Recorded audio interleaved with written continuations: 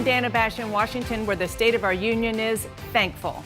Thankful that an American detained in a Russian penal colony is finally home.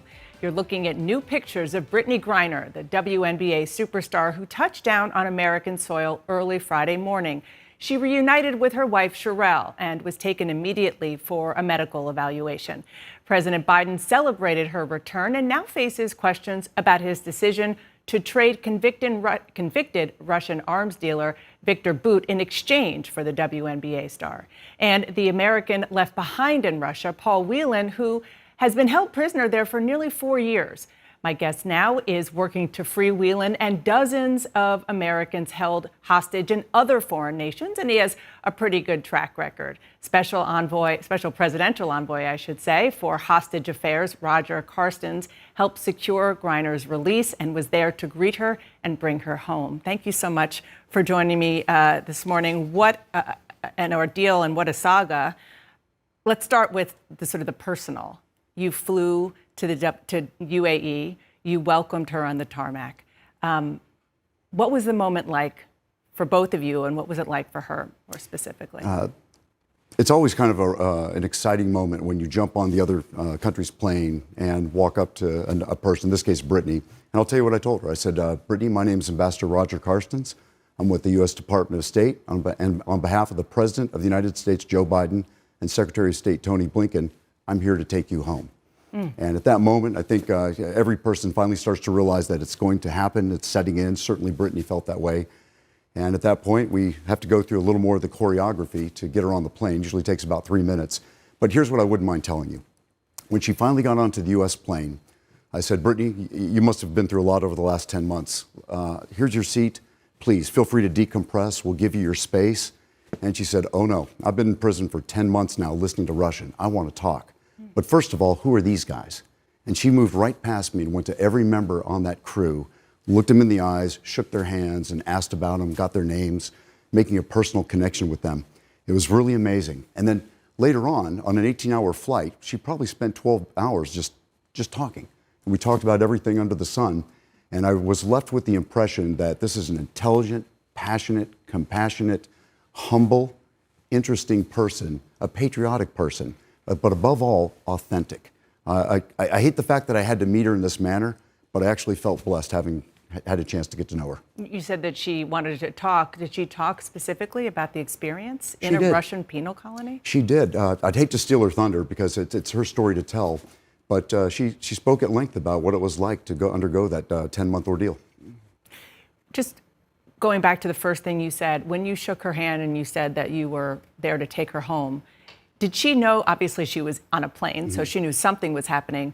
Did she know for sure she was being freed before that moment? At that point, she did. The Russians, just like the United States, has to go through certain administrative procedures. At a certain point, it kind of becomes evident that something's happening. And then usually when the Russians pick up someone from their prison cell, in this case, Brittney, they give her a sense that she's going home that day. What's that like, to be the person to shake someone's hand and welcome them back to America after they've been wrongly held? It's humbling. I'm very grateful that President Biden allows me a chance to do this job. It's also a painful job. So when you get the chance to shake someone's hands, it's one of those rare moments that you get to celebrate a victory. But know this, even as we're welcoming someone home, we still have work to do.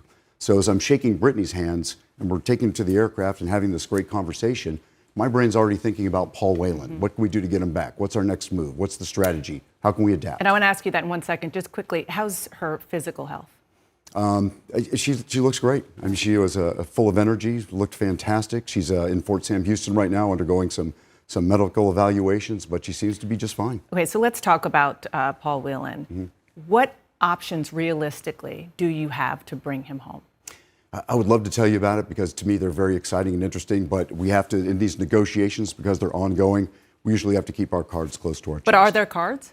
There's always cards. The options are always being evaluated. We have to adapt at times. But here's the thing I'd like to leave you with. We have an ongoing open dialogue with the Russians, and we have the commitment of this president and my office, certainly, to bring Paul Whelan home. To my mind, and I talked to Paul, by the way, I may not have mentioned this, but I talked to him on Friday, the day after the swap. And here's what I told him. I said, Paul, you have the commitment of this president. The president's focused. The Secretary of State's focused. I'm certainly focused. and we're going to bring you home. And I reminded him, I said, Paul, when you were in the Marines and I was in the Army, they always reminded you, keep the faith. And I said, keep the faith, we're coming to get you. Because I want our viewers to listen to something. He actually called our colleague Jennifer Hansler from the Russian prison, and here's what he said to her. I'm greatly disappointed that more has not been done to secure my release. I'm happy that Brittney is going home today and that Trevor went home when he did, but I don't understand why I'm still sitting here. What's it like to hear that? I'm guessing he said similar to you. He did. He shared his frustration, and I explained to him that, Paul, this was a case where it was either one or none. We weren't able to get you out on this go-around. We could not get the deal with the Russians. But had we not made the deal, then Brittney would not have come home. There was no opportunity to bring you home at this time. But, Paul, we're coming for you.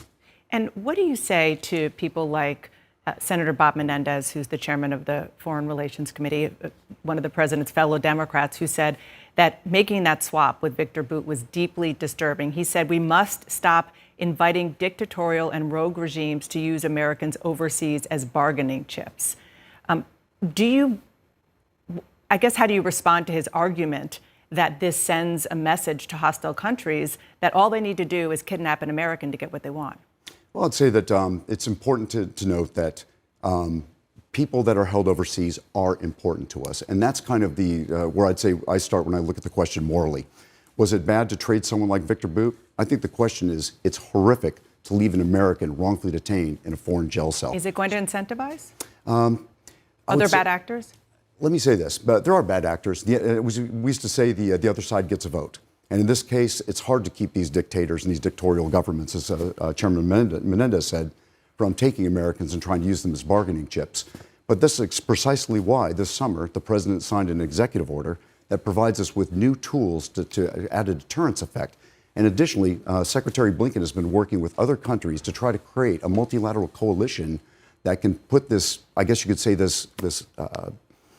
using Americans as wrongfully as bargaining chips, rather, to put that on the dustbin of history. So let me ask you about that, because the president did sign an executive order, and what it does is it authorizes sanctions and visa bans against people responsible for wrongfully detaining Americans. As far as we can tell, it hasn't been used. Why not? It hasn't yet. I'll say this much. Sometimes you might be working with the country and you might have hostages that you have to keep working out. It may not be the right time and place to use a sanctioning authority. But believe me, we're working on target packages right now. It's something that we discuss all the time, and it's not going to be too long before you see something rolled out. Well, for example, there's an African Leaders Summit here in Washington coming up. The State Department says that the president of Rwanda is wrongfully detaining an American. Will it be used then? These are decisions that we're constantly reevaluating and talking about. I'd hate to get into future talks about that, because these are things that are constantly under negotiation. And I'll just leave it at that, if I may. I want to ask about just the other families and the other hostages who are out there, or people who are wrongfully detained. The James Foley Foundation says that there are at least 60 Americans wrongfully detained. One of them is Austin Tice, who is a journalist and a former Marine. He was kidnapped in Syria more than a year ago. I know you personally traveled to Syria. Any update on his situation? Is he possibly going to come home soon? We're still working on it. But again, hate to get into negotiations and things that we're currently doing. But as I've often told Deborah Tice, his mother, I'm optimistic. I think there are always paths forward that allow us to get an opportunity to bring someone like Austin home. Well, you have helped bring home 15 Americans who were wrongfully detained or held hostage in 9 months. That's a pretty good track record, and we thank you so much for your service and for coming on and telling the story. Thank you for having me on, Dave. Thank you, Appreciate Mr. it. Thank Ambassador. you.